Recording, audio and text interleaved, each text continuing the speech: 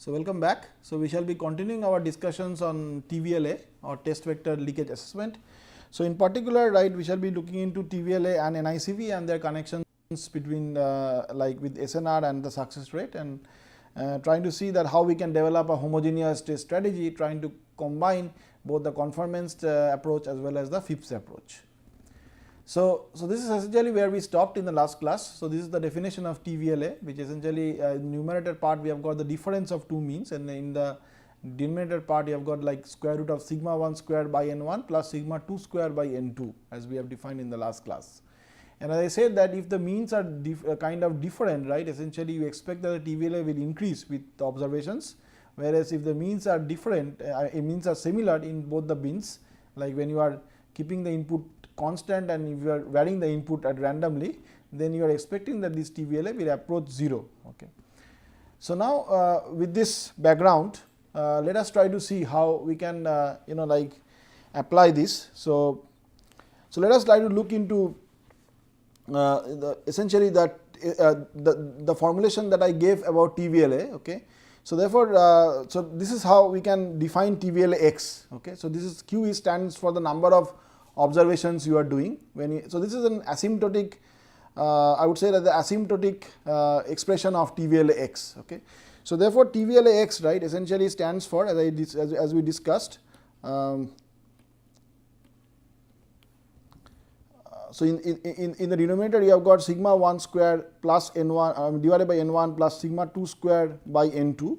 Okay. So, if you assume that n1 and n2 are roughly same, then essentially you can replace both of them as by n, whereas in the numerator you have got mu 1 minus mu 2. Okay. So, therefore, you can expect that this you can write as mu 1 minus mu 2 divided by square root of sigma 1 square plus sigma 2 square, and this root n will come at the top, right, will basically get multiplied in the numerator. So, that is essentially standing for this root q, which essentially was kind of showing you the number of observations and square root of that. And this essentially is pretty much the difference of these two means. Okay. In one case you have kept the input x equal to small x, which is essentially holding it at x. In the other case you are varying the input at random. Okay. And the denominator is nothing but the sum of the two variances, which is essentially shown over here. Okay. So, therefore, the asymptotic constant of this, right, essentially you leave out this part, is only this part. This is your asymptotic constant. Okay. So, therefore, the asymptotic constant is what we denote it as TVLA x. Okay. So, TVLA x is nothing but this, but you are removing this root k part. Okay. So, therefore, TVLA x stands for this expression, which is Ey of Ey given x equal to small x minus E of Ey, okay, and divided by square root of variance of y given x equal to small x plus variance of y. So, again, right, if I apply our expectation theorem, and again remember that y is equal to epsilon L plus n, then that means, right, when you are holding up x equal to small x, okay, and again taking the expectation, then again the noise component will vanish, and therefore you will only have epsilon L x comma k. Okay. Observe that here L takes a specific value and it is not a random variable. Okay. It is a value that it is taking. And what is epsilon y? Expectation y? Expectation of y is 0. Okay. So, therefore, in the numerator I have got only epsilon small l, okay, divided by the variance of y given x equal to small x. Now, this, right, essentially can be found in a similar way, and this would stand up for sigma square. This is essentially standing for sigma square, and the variance of y will stand as sigma square plus epsilon square, right, because as you remember, right, that y is equal to epsilon L plus n. Okay. So, if I take the variance of y, then that would mean that the variance for this will be epsilon square. Okay, and this will contribute to sigma square, and the variance of L is 1. Okay. So, you will have got epsilon square plus sigma square, and therefore, right, if I add up these two things, I will have got 2 sigma square plus epsilon square. Okay. So, therefore, right, this is with this like background, we can go ahead, and so this is essentially what is called as a non-specific TVLA test. Now, there is another version of TVLA which is called as specific TVLA. In the specific TVLA, it is something like as we have seen in the difference of mean attacks. So, you basically target a specific location, you essentially have to know the secret key in this case. So, again in this case you have to know the secret key, okay, as unlike the non-specific TVLA. And why you need to know the secret key? Because you will be targeting that targeting a register or targeting a specific location, and then you will partition the trace depending upon the intermediate data of that target value. Okay. So therefore, right, depending upon the choice of intermediate data, there could be multiple ways of doing this partitioning, because you can target at different locations, and therefore the partitions will of course vary. So now the question is, right, I mean, you have got both these approaches, like you have got the CC test as well as the FIPS test, and the question is whether you can develop a unified test methodology, because a unified test methodology should bridge the gap between the validation style testing and the evaluation style testing, because the specific TVLA, while so there are certain interesting observations, like for example the specific TVLA, it can provide an intuition on the source of leakage. Why? Because it is essentially based upon the secret key, okay, and therefore, right, it is kind of having an information about how the leakage is working inside your device. So we use specific TVLA to extract more information regarding the side channel vulnerability of underlying crypto implementations. As of now, right, even the specific TVLA is just a yes/no test, because it again tells you that whether there is a leakage or whether there is no leakage, but it doesn't do any quantification. So we will see how to do that quantification, and more precisely we will try to use that extracted information to estimate the evaluation metrics like signal to noise ratio, success rate, and so on. Okay. So why? So this is a very interesting experiment, because it tells you that whether TVLA can tell you whether the leakage is exploitable or not. Okay, and the answer is negative. So here is an kind of an implementation of a cipher which is called as Simon. Okay, and Simon has been implemented. A TVLA test has been done, and as you can see, right, if you see the TVLA plot, so this is a a corresponding TVLA which has been done on an optimized version of Simon. And you can see that in this graph we have plotted the TVLA value with the time samples. Okay, and if you observe, there is a blue threshold region, and the blue threshold region generally stands for a value of plus minus 4.5. Okay, which kind of tells you that with a reasonable amount of confidence you either accept the hypothesis, which means you tell that if it is below that threshold, then you tell that our design is reasonably safe, whereas if it crosses it, then you say kind of suspect a potential leakage. Okay. So therefore, in this particular attack, when we target the first round of operation, we find that both cases, in both these designs, the different versions of designs. Okay, I am not going to the design differences, but there are two different designs of the same architecture, same algorithm, same cipher. In both cases, right, there is a TVLA leakage. Why? Because it crosses this 4.5 threshold. As you can see, in one case it reaches around 20, in the other case it reaches around 10. Okay. So therefore, right, TVLA analysis stops here. It just tells you, or the FIPS evaluation stops here and tells you that both are vulnerable to side channel attacks. Whereas if you do a side channel attack on them, if you do an actual experiment on them, then we find that in this case we actually get the key quite easily. If you see that we plot the average key ranking or the guessing entropy, it falls quite drastically. And if you also observe the correlation, then you find the correlation kind of stands out from the other keys. Okay. Whereas in this case, when we do the attack, then even with the same number of observations, this correlation doesn't stand out, which means that the key essentially is not leaked, even if there is a vulnerable leakage. Okay. So this experiment tells us that yes, there is a leakage, but TVLA doesn't answer or doesn't quantify that leakage, doesn't say you that how much amount of vulnerability is there in this corresponding design. It is just a yes/no test at the end. Okay. So now we would try to kind of link TVLA with the SNR and subsequently with SR, or the success rate. So we try to derive relationship between the SNR and the TVLA. We formally show that the two metrics are equivalent basically. Okay. So we basically devise a methodology to estimate the theoretical bounds for the success rate of an attack from the specific TVLA results. Okay. So we basically do a specific TVLA, and we try to kind of estimate the SNR as well as the SR. So basically, in a nutshell, what we are trying to do is we are trying to develop this relationship, as you can see in this graph, that we are basically going from specific TVLA to SNR to SR, or the success rate. So in order to bridge that, the first result or the first link is this, that we essentially how do we bridge TVLA with NICV. Okay. So consider that there are two graphs or two groups, say G1 and G2, of side channel traces with cardinality N1 and N2. Okay. And the mean and the variance of G1 is mu1 and sigma 1 okay, sigma 1 square actually, and in the other case it is mu 2 and sigma 2 square. Okay. Now, since we are dealing with two groups, we define the NICV as NICV2, okay, and then we kind of relate the NICV2 with TVLA using this expression. Okay. So, let us try to see that how this expression works. So, basically what I essentially would like to do here is we would try to kind of like find out so basically like we have got two groups now, G1 and G2, and we are trying to kind of relate NICV. We are basically calculating NICV for this. So, let me write it clearly. We are basically estimating NICV, and I call this as NICV2 because there are two groups over here. Later on, I will be kind of relaxing it to what is called as NICVK. Okay. So, therefore, right, in both these groups, if I want to, among these groups, if I want to define NICV2, then that stands for nothing but variance of E y by x divided by variance of y.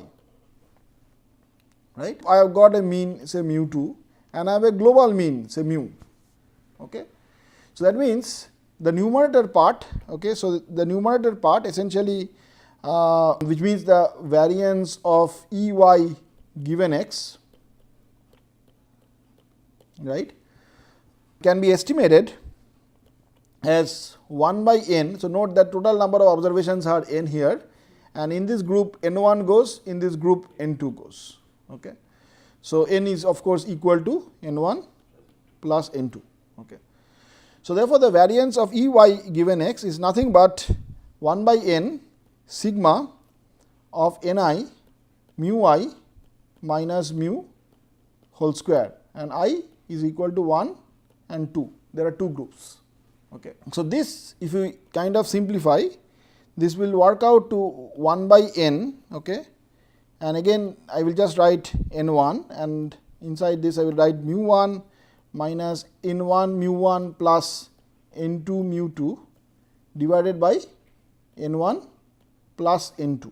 This is nothing but the global mean mu, and then I do a whole square plus n2 into mu 2 minus n1 mu 1 plus n2 mu 2 divided by n1 plus n2 whole square. Okay. So, this if you do a little bit of simplification, this will be nothing but, so basically what I do here is I use this n equal to n1 plus n2, and then I basically write this as say this component as n1, so basically I just write this as n1 mu 1 n1 plus mu 1 n2, okay, that is mu 1 n1 plus mu 1 n2, okay, minus of n1. So, this is basically nothing but this minus n1 mu 1 minus n2 mu 2, okay, divided by n1 plus n2, which is equal to n, right, because n1 plus n2 is equal to n. So, therefore, right, with this simplification, this will work out as 1 by n, n1 n2 square divided by n square, okay, into mu 1 minus mu 2 whole square plus n1 square n2 divided by n square into mu 1 minus mu 2 whole square. Okay. And that essentially can be again simplified as n1 n2. Okay. Remember that I can take out this, so let me write C equal to mu 1 minus mu 2 whole square, and I can write this as C, and this is essentially nothing but n square, because I will have n cube here, and again if I take n1 n2 common, I will have n1 plus n2 in the numerator, and therefore I will have n1 n2 divided by n square C. Okay. So, this is your corresponding numerator part of this NICV2. Okay. Likewise, you can estimate the denominator. Okay. And the denominator, if you kind of do little bit of simplifications again, so note that the denominator can be found out by this formula, which is 1 by n sigma I equal to 1 to n yi minus mu whole square, because you are now finding out the variance of y. Okay. And this essentially will turn out to be n1 by n sigma 1 square plus n2 by n sigma 2 square plus n1 n2 divided by n square c. Okay. So, I am not going through all the steps, but just writing the final result of both the numerator as well as the denominator. So, if you combine these two results, therefore, your NICV2 will be nothing but n1 n2 divided by n square c divided by n1 by n sigma 1 square plus n2 by n sigma 2 square plus n1 n2 divided by n square c. Okay.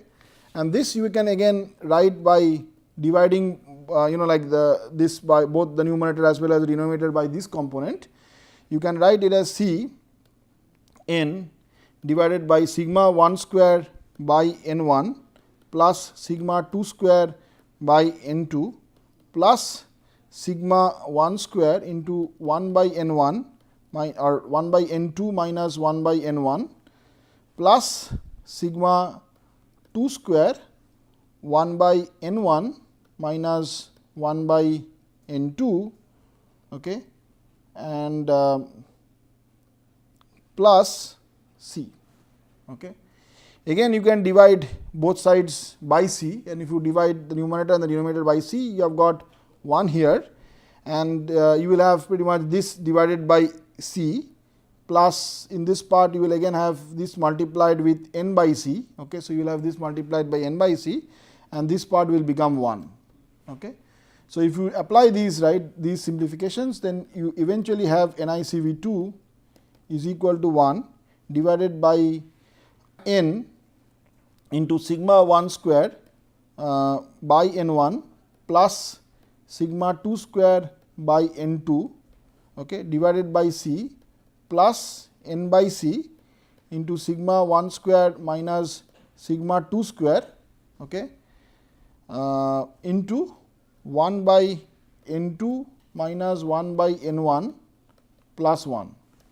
Okay. This is your final formula, and the interesting thing is you can estimate that this essentially I mean you can observe that you would basically write in this equation. So, this is your equation for NICV2.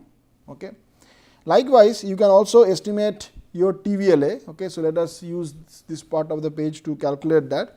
So, your TVLA, as I said, is nothing but mu 1 minus mu 2 divided by square root of sigma 1 square by n1 plus sigma 2 square by n2. Okay. So, the TVLA square, if you square the TVLA or TVLA square, then that stands for c, because mu 1 minus mu 2 whole square is c. Okay. So, I have just said c equal to mu 1 minus mu 2 whole square. So, c divided by sigma 1 square by n1 plus sigma 2 square by n2. So, therefore, this part essentially is nothing but the reciprocal of your TVLA, okay, or TVLA square. So, therefore, what I do here is that instead of this part, I write here 1 by TVLA square. Okay. So, therefore, I mean if you do this then you are all set to get back to the slides to see what is the final expression. So, essentially what we have here is this formula, which is NICV, we have got NICV2 is equal to 1 by so on, but here you can see it is n by TVLA square plus n by c into sigma 1 square minus sigma 2 square into 1 by n1 minus n2 plus 1. Okay. Interestingly, if you now plug in n1 equal to n2 equal to n by 2, assuming that both of them are equinumerous, then it further simplifies to a nice form, which is NICV2 equal to 1 by n TVLA square. Note that this will vanish now, these parts will vanish now, and you will only have 1 by n by TVLA square plus 1. Okay. And note again that if I now make n large, that means if I tend n to infinity, then this factor like n by TVLA, although TVLA will shoot up to infinity, but n by TVLA square or TVLA square by n will tend to a finite value, and therefore, it will bound the NICV value to something between 0 to 1. Okay. So, therefore, right, I mean you can have a link with TVLA and NICV. Of course, you have a link between TVLA 2 with NICV 2. Okay. So, I mean sorry, with TV, I mean you have a link between NICV 2 and TVLA square. But we would like to generalize this NICV 2 to something which is an NICVK, for example, because you need not have only 2 classes, but you may have K classes. Okay. So, therefore, right, in order to do that, so you can find more derivations of this work in this paper, which was published in IEEE Transactions on Computers in 2019. The exact reference is given here. So, now what we will do is we will try to generalize this computation. Okay. So, the relationship between TVLA and NICV2 was derived in the previous slide. So, now however, in general these are not restricted to 2 classes. Okay. I mean NICV can be across several classes. For example, when you are doing an actual attack, there could be you are probably estimating a byte, and the byte can take 256 values, and therefore, there can be 256 classes. Okay. So, therefore, now we assume that there are n number of side channel traces which can be partitioned into k number of groups. Okay. In the previous case we had considered only 2 groups, but now we are considering there are k groups, and the ith group contains ni number of traces. Assume that each group is based on the value of a target byte of the AES. Okay. So, now we can do what we can do is we can so interestingly we can estimate NICVK from NICV2 by a nice iterative approach. So, what we do is we basically like for any value of k, we basically consider zk. So, zk would mean like anything which is essentially belonging to from 0 to k minus 1s. Okay. So, you basically consider all the corresponding values of the target byte, and then you basically create 2 groups. In one group, you basically assume that, say I call it as G1, that the byte or the target byte takes a specific value, say I. Okay. And in the other group, you assume, that is G2, you assume that you find out that the byte does not take the value of I. Okay. So, therefore, right, I mean it is not equal to I. So, therefore, you again can calculate the NICV2 in the similar manner, because now you have got 2 groups. So, you basically calculate NICV2 in this manner. Note that here if Ni grows, then here n minus Ni goes, and let me denote that as Ni bar. Okay. So, Ni bar is nothing but n minus Ni, and now this particular NICV2 I actually also parameterize it by I. Okay, because I am doing it for the value of I. Note that I can take several values, like in AES it can take 256 values, 0 to 255. Okay. So, I calculate all these NICV2i's, and from there I try to estimate NICVK. Okay. So, what I do therefore in order to do that is as follows. We basically do a very simple estimation, which is essentially follows easily from this derivation. So, NICV2, right, essentially would simply be this. This exactly follows from what we discussed already. There are 2 groups now. In one group the mean is mu I, in the other group the mean is mu I bar. Okay. And this is the variance of the means in the numerator. So, therefore, you have got 1 by n multiplied by Ni into mu I minus mu whole square plus n minus Ni into mu I bar minus mu whole square, and this is divided by the total variance of y. Remember, right, that our NICV essentially was nothing but essentially was the variance of expectation of y given x divided by the variance of y. So, in this case you are calculating the variance of means, whereas here you are calculating the overall variance. Okay, and this is the overall variance. So, therefore, now we will just apply a very simple trick, which is like mu I bar can be written in this way. So, this is nothing but writing the total mean in terms of mu I bar and mu I. Okay. And therefore, right, mu I bar minus mu I will work out to be this minus this, and therefore, you can write it in this way, which is Ni into mu minus mu I divided by n minus Ni. So, if I take this and if I plug in over here, because I want to kind of estimate or replace this mu I bar minus mu I, and I just kind of apply this over here, then I get a closed form value of NICV2i. Okay. I can take out this mu I minus mu whole square as common, and therefore, I have got this as your corresponding result. Okay. So, you basically have this as your corresponding result, and then you have got Ni by Ni bar as a constant multiplication to mu I minus mu whole square. Okay. So, now how does that help? So, you can see here now once we have got this form, we can actually do this some simple trick. We can now kind of sum this NICV2i over all values from I equal to 1 to k. if you do this, you get a very interesting result. You see that if I sigma over the numerator, because the denominator remains constant, it does not depend upon I as such, it is just dependent on j. Okay. So then that would mean that ni by ni bar mu I minus mu whole square I sigma over I equal to 1 to k. Okay. And note that this ni by ni bar I can write as n divided by ni bar into ni by n, right. I essentially, because n and n cancels out. So now if I sigma this, right, then if we sigma this, and again remember that n equal to ni plus ni bar, okay. So that means I can write n as ni plus ni bar, okay. This is your sum of the two groups. Then essentially, right, this part, or n by ni bar, right, this part essentially you can write as 1 plus ni by ni bar, okay, because this part is nothing but ni bar plus ni divided by ni bar, and that stands for n, and that is exactly this fraction, okay. So therefore, once you have split this into two parts, okay, then you see that the first part which you get over here is this part shown in red, okay, and the second part is essentially this part. Okay. And what is the first part? The first part is nothing but NICVK, because again you can see this is the variance of y, and again now this is the variance of all the means. There are k means which you are considering here. Okay. So that means you essentially can get, you can write this as an equation that this, if you are basically summing them up, then you get NICVK plus some additional term. So if you sum this up and if you subtract out this part, you should get NICVK. In fact, if it is a uniform setting, that means all of them have got equal kind of partitions, then you can pretty much write n, that is total observations, is k times ni, where each partition has got ni. Okay. And if you plug in that, then you get a very simple formula as shown over here, and this I kind of leave it to you as an exercise. Okay. That is, you can write the sigma of k I equal to 1 to k NICV2i as k divided by k minus 1 into NICVK. So now we have basically come to this point that we have got the value of NICVK. Okay. So now once you have got NICVK, right, we would like to basically apply this and get the, and essentially, right, we know that we already have seen the relationship between NICVK and SNR. Okay. And therefore, right, we basically have established a relationship from TVLA to NICV, okay, or in particular NICVK, and we already know how to go from NICVK to the SNR, okay, and therefore we basically know how to go from TVLA to the SNR. Okay. So this I will continue in the next class.